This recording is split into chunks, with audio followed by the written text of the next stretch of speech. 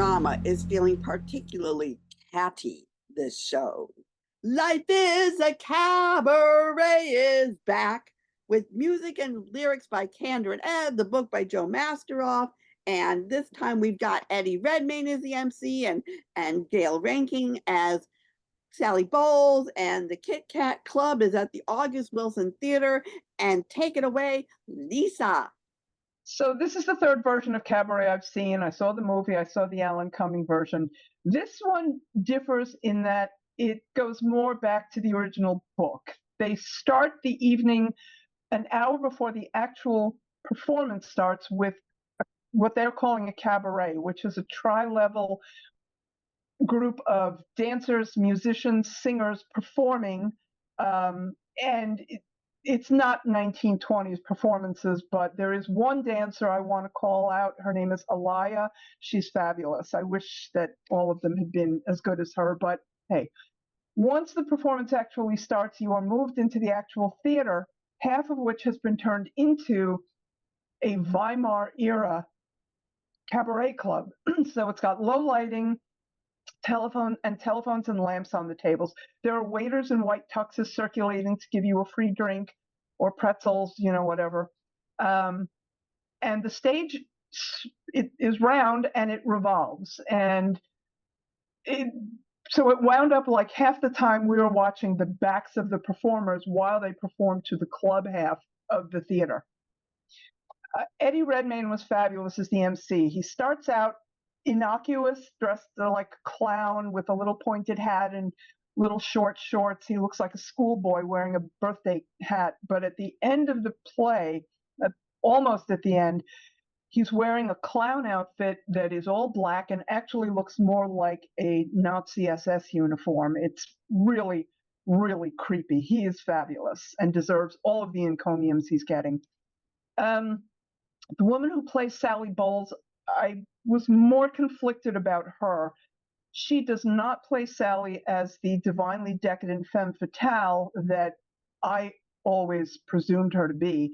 This one is brash. She seems extremely acerbic, and I just never believed that she was so lovable that, men would fall in love with her left and right. Clifford is a wannabe American writer who has come to Berlin to get inspiration for a novel he wants to write. He meets a smuggler, Ernst, on the train from Paris to Berlin, who introduces him to Fräulein Schneider, who runs a cheap boarding house where he can get a room. Fräulein Schneider is being courted by Herr Schultz, who is a Jewish fruit seller. Also a member of the boarding house is Fräulein Kost, who is a hooker who loves to sleep with sailors. That's her personality hook. Clifford meets Sally Bowles at the Kit Kat Club. She is the headliner. She is a singer who likes to shriek her songs rather than sing them. But I had a problem with the way that Sally Bowles was portrayed in this, because to my understanding, she was supposed to be this good-hearted but slightly ditzy femme fatale with her green fingernails.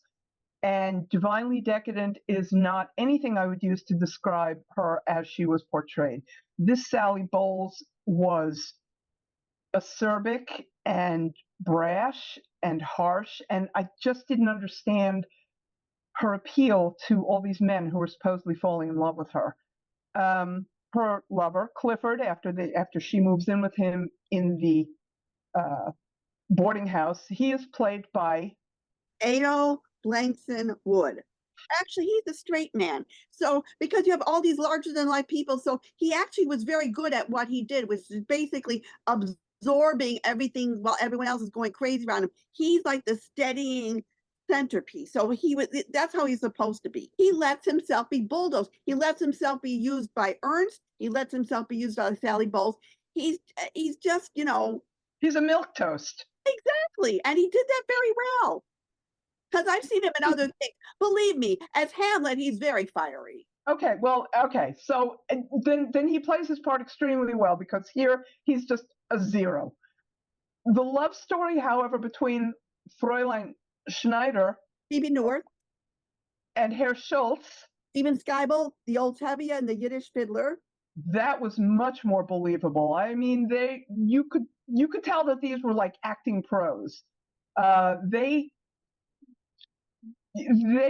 just made that part of the play for me in the boarding house. You know, the play is split between the cabaret and the boarding house, and they were the high points of the boarding house, them and their relationship. And I'm not going to give too much away, but their relationship was so affecting and so heartbreaking that it really was one of the high points of the play. Because it's the heart and soul of the piece, really. Well, it's also, I mean, for me, being half German, part of the heart of the piece was the encroaching change that was coming to Germany. I mean, the specter of Nazism starts out relatively low key, but by the end, it's right there in your face. When the play first starts, the costumes are very colorful. They've got sequins, they've got spangles, they've got fringe, they've got clown outfits. As the play progresses and Nazism is on the rise, the costumes become more and more subdued until the very last scene, where by now, in reality, the Nazis have closed all of the cabarets and the clubs because they were too decadent. So the performers come in basically these colorless suits. So that to me was also a very important part of the play, was just seeing how history keeps pushing more and more and more into the proceedings. And I want to say now that I actually saw the original when I was like 12 years old. I mean, because my parents, I came to New York with my parents, and they wanted to see La Lenya, but she was out. I think we got Regina Resnick instead.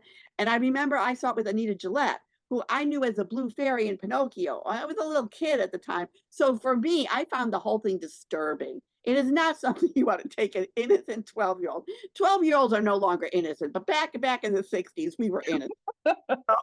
So and I've seen every version of this, the Alan Cumming, the Michelle Williams, and now this. And in the movie, with the movie still the gold standard as far as I'm concerned. But this is what I found interesting. Every time there's a new cabaret, they take something from the old cabaret and then they add a new bit to it. So they build and build and build. So there were some really good, interesting directorial choices. This was directed by Rebecca Recknell, and some totally misguided directorial choices. But I do want to say there is one spectacular moment that is on par with the Yiddish fiddler, where they rip down the thing in the back. It's just gut wrenching. I mean, it's worth the whole show just for that one moment, which I'm not going to tell you about because you got to see it. So, you know, I'm giving this a mixed face because parts of it were good and parts of it were like head scratching. I want to just say, Fräulein Costa played the prostitute. I was thinking, God, she's like one of my favorite people, Natasha Diaz. I mean, she has this incredible voice. I'm like, thank goodness she finally got to sing a song, because I'm like, aren't they going to let her sing? Oh no. So anyway, just to wrap it up, I mean, I'm giving this a mixed face because there were good parts, there were bad parts. I'm going with Eva on this one. I'm giving it a mixed face. David Edmani's Stereophonic is the breakout hit of this season. This play features amazing music by Will Butler and is directed by Daniel Akin. It features an incredible cast of Will Brill, Andrew Butler, Juliana Canfield, Eli Gelb, Tom Pekina, Sarah Pigeon, and Chris Stack. I did not feel this show to drag on, as I was in the recording studio with this band, watching them make this album. And I'm so excited, as this album is now widely available. I can stream it, and it's such a unique sound. You know, people love rock and roll, and you now can't say that it's dead. You're taken back to the 70s, watching a band that resembles Fleetwood Mac fight through everything and anything that would come up, as they're trying to follow off the success of their first album and make a brand new one. Well, the one thing I want to add is the chemistry of the cast is amazing. They are, trying to resemble that of a band who either love or hate each other. And the cast were not musicians, but they were turned musicians for this role, which I think is incredible because fooled me. The breakout roles for me were Juliana Canfield and Will Brill. I thought their portrayals of their characters were very distinct and certainly helped tie together the drama and complexities that make a band the colorful group that they are. It's a unique and fresh take on a Broadway play. I hadn't seen anything like this prior. It reminds me of the Amazon Prime series Daisy Jones and the Six, which follows a similar band that's also inspired by Fleetwood Mac and also has great music. So I give this a happy face. Well, it was fascinating to watch how an album is actually made, all the details that go into it, and then mix it with volatile creative artists. It sure makes for high drama, literally. I just found all the relationships confusing the first time I saw it. So I enjoyed a little bit more the second time because it took me a long time to figure out who was with who and what the relations were to each other. And I wasn't sure who was in charge until the end. It was all pretty chaotic. And I mean, I didn't realize it was based on Fleetwood Mac. I kept thinking of Mamas and Papas. But I suppose all bands have infighting and too many drugs. I mean, the cast was very believable in their 70s rock persona. And I mean, the set and costumes were fantastic. I enjoyed the first act more. By the end, I had just lost interest in them, and their petty squabbles were just exhausting. But, I mean, everyone just loves this play to pieces. I'm not one of those people. I mean, I'll give it a happy face minus. So I caught up with Eli Gelb, who played the sound engineer at the Lortel Awards, which he, by the way, won. Another one who won. I mean, this really is an award-winning show, and you can hear that interview. Hello, here we are with. I'm Eli Gelb. And you were the name's familiar. I'm in Stereophonic. Oh, you're the guy everyone yells at. Yeah, everyone yells at your first show about it. Yeah, that's right.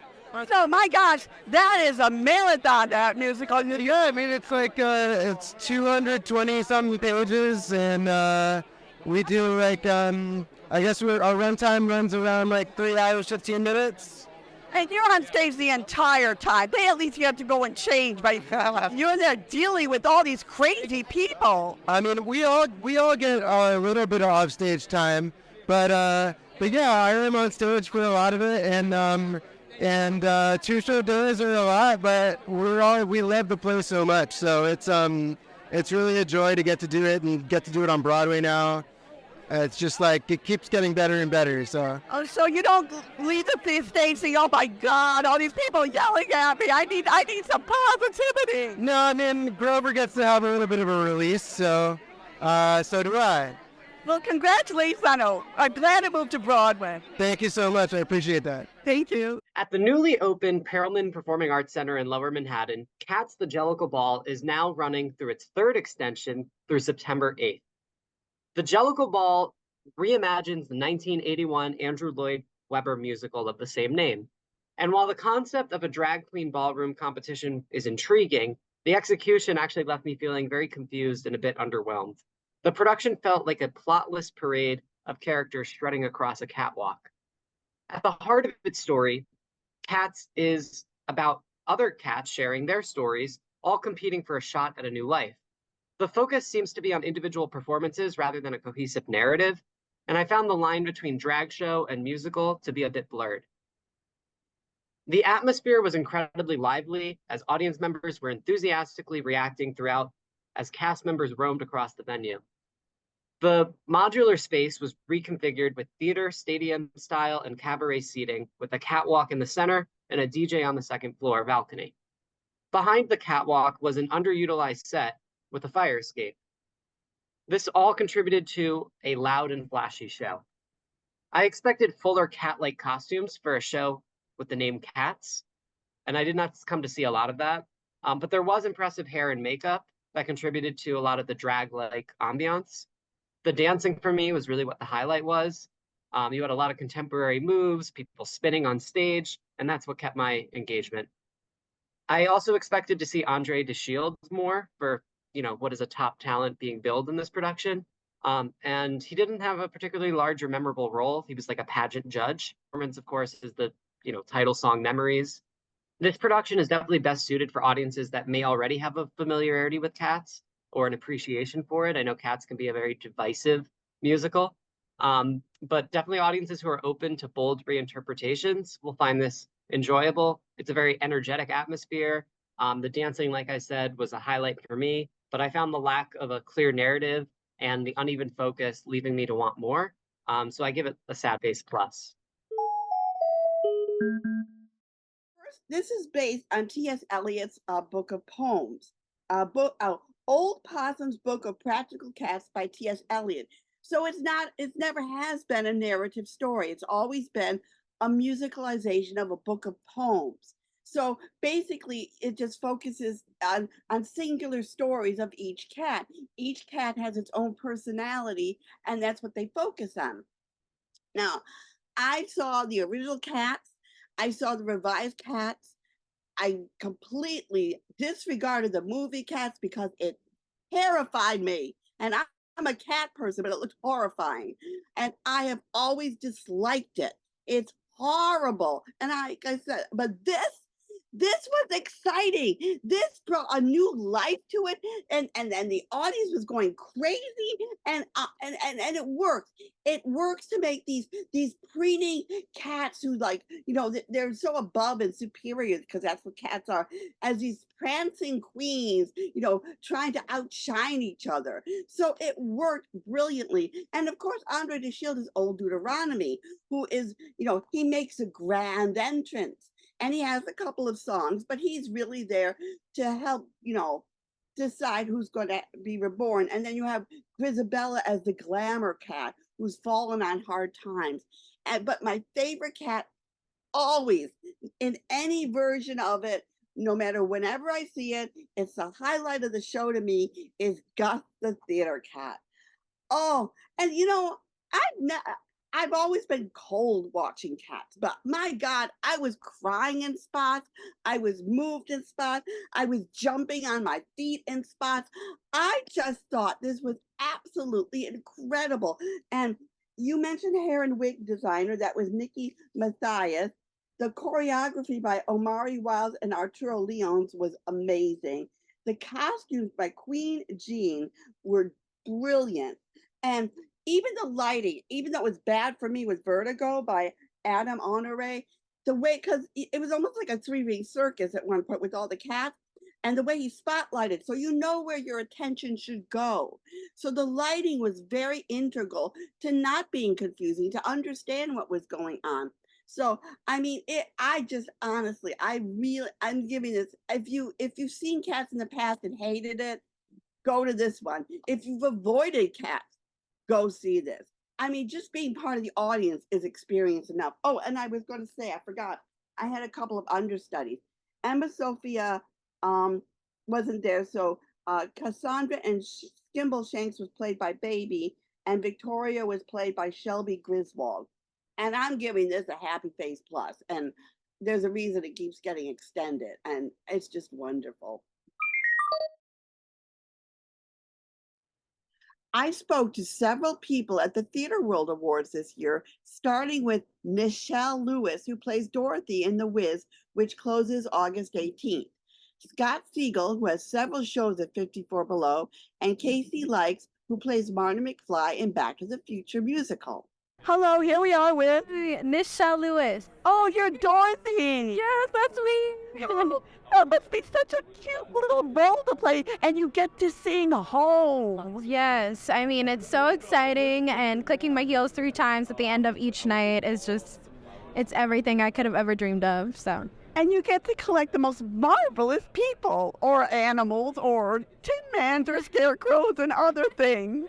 Yes, all along my journey, I collect somebody new, and we just become instant friends, and it's just a blast. I mean, in real life, we're like that too, so yeah. And it's nice because you have a goal to get to that wizard, but you don't need him, do you? You have yourself. Right. I mean, yeah. I mean, you always have what you need in who you are already, and I think that's like one of the biggest things in our show is that you are enough. I know, it's a great message, and it's done so beautifully. I keep telling everyone about that tornado scene. I love that tornado scene. It's so clever.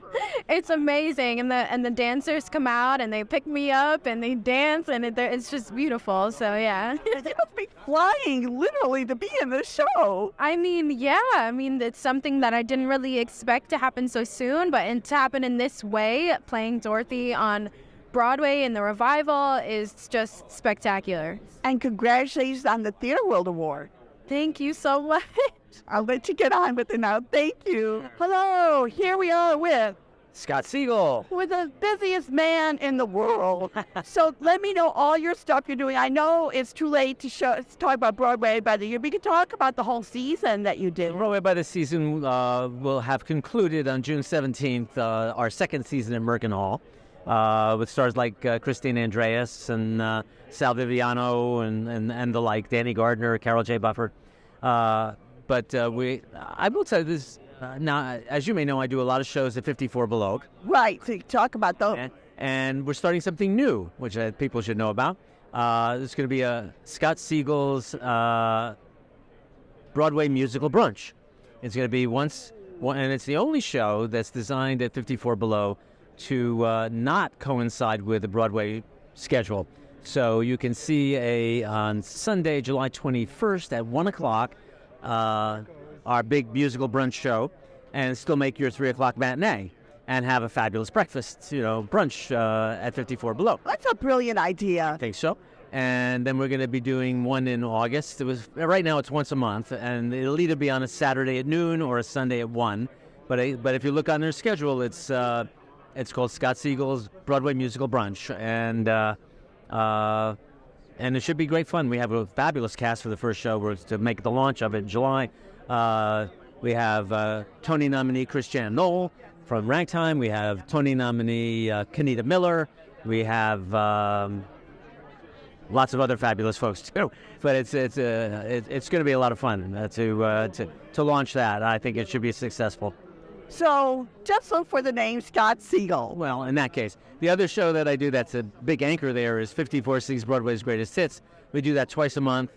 We just did the 136th edition of it. It's 9 years we've been doing the show, and it's always popular. It's always got a great cast, and we always do great music. So look for that. 54 C's Broadway's Greatest Hits twice a month, usually on a Saturday at 9:30, but not always, but usually. So there you go. That's kind of what I've been doing. Been busy.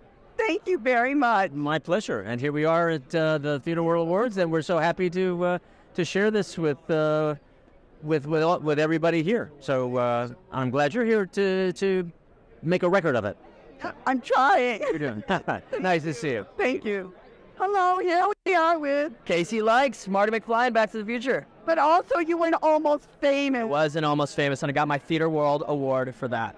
Oh my God, I wanted to talk to you so bad last year because I loved you in Almost Famous. That show got to me. Thank you so much. Thank you. It's a special one, man. So I was excited you were going to do Marty McFly because I actually saw it when I was in England. Oh, wow. Wow, that's great. Do you like it? I loved it. Because the guy was just, I've seen you in other things, so you are actually acting the part, while the other guy just impersonated Michael J. Fox, which you are not doing. Well, I loved Ollie. I loved Ben, who I saw out in London, and we're all trying to do our different things, so I'm glad you enjoyed mine. Thank you. Oh, very much.